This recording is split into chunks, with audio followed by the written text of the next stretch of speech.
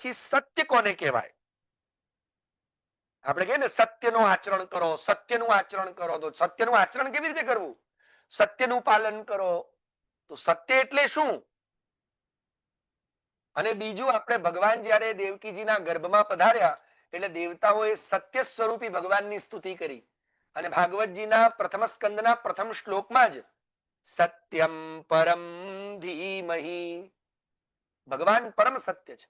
તો આ સત્ય એટલે શું? વારે વારે સત્યની વાતો આવે છે. તો કોઈ કે સત્યના પારખા ના થાય ને સત્ય આમ ને સત્ય આમ ને. તો સત્ય એટલે શું? સાચું બોલવું સત્ય છે? ના.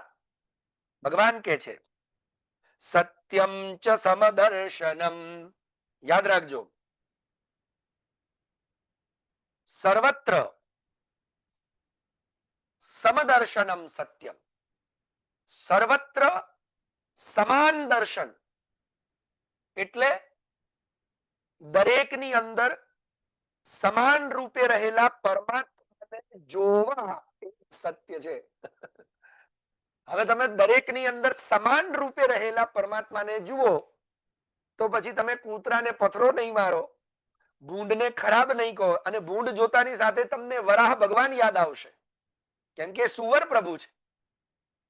શ્વાનને જોતાની સાથે તમને ભૈરવ યાદ આવશે, કેમ કે શ્વાન એ ભૈરવનું સ્વરૂપ છે.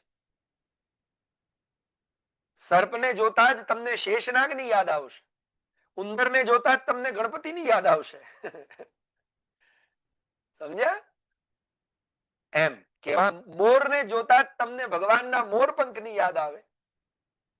પોપટને જોતા જ તમને શ્રી લલિતાજી અને શ્રી સ્વામીજીના સખા તરીકે લીલા શુકની યાદ આવે. તો કહેવાનું તાત્પર્ય છે કે સર્વત્ર સમાન દર્શન એટલે કોઈને ઊંચા નહીં માનવા, કોઈને નીચા નહીં માનવા, કોઈને પોતાના નહીં માનવા, કોઈને પારકા નહીં માનવા, કોઈને નક્કામાં નહીં માનવા, કોઈને કામના નહીં માનવા. બધાને પ્રભુની કૃપાથી, બધા જ પ્રભુની કૃપા વાળા જીવ છે. આ રીતે સર્વત્ર પ્રભુનું દર્શન કરવું એ સત્ય છે.